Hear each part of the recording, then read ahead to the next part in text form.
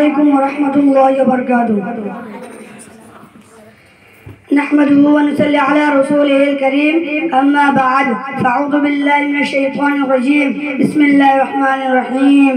وقضى ربك ألا تعبد إلا إياه وبالوالدين إحسانا إما يبلغن عندك الكبر أحدهما أو كلاهما أف ولا تنهرهما وقل لهما قولا كريما واخفض لهما جناح الذل من الرحمة وقل رب ارحمهما كما ربياني صغيرا. সদাকাল্লাহুল আযীম। সর্বপ্রথম যেন বিশ্ববিদ্যালয় যার অদৃশ্য ইঙ্গিতে আকাশ পাতাল চন্দ্র সূর্য আপন দায়িত্বে পালনে নিমগ্ন তার শানবলী আকাশের অজঞ্চেত লেখনের কালি যেত হে মহান তোমার শত শত ধন্যবাদ।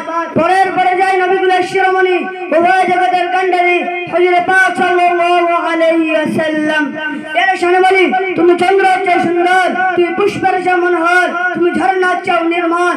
হে নবী লাউ সালাম বারবার সকলে বলি সাল্লাল্লাহু আলাইহি ওয়াসাল্লাম। আজ আমার বক্তৃতার বিষয় হলো পিতামাতার জন্য দোয়া করা ওয়াজিব।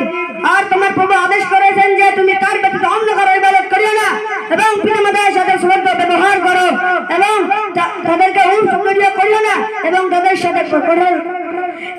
সাথে কঠোরভাবে কথা বলিও না এবং তাদের সামনে যেতে হলে করুণভাবে যাইও এবং আর এই রূপ করতে থাকবে রব্বির হামহুমা কামা রব্বায়ানি সাগীরা। হে আমার প্রভু তুমি আমার মাতা পিতার উপর দয়া করুন যেমন তারা শৈশবকালে আমাকে লালন পালন করেছেন। আর এই রূপ দোয়া করতে থাকবে রব্বির হামহুমা কামা রব্বায়ানি সাগীরা। হে আমার প্রভু আপনি তাদের উপর দয়া করুন যেমন তারা শৈশবকালে আমাকে লালন পালন করে বড় করেছেন।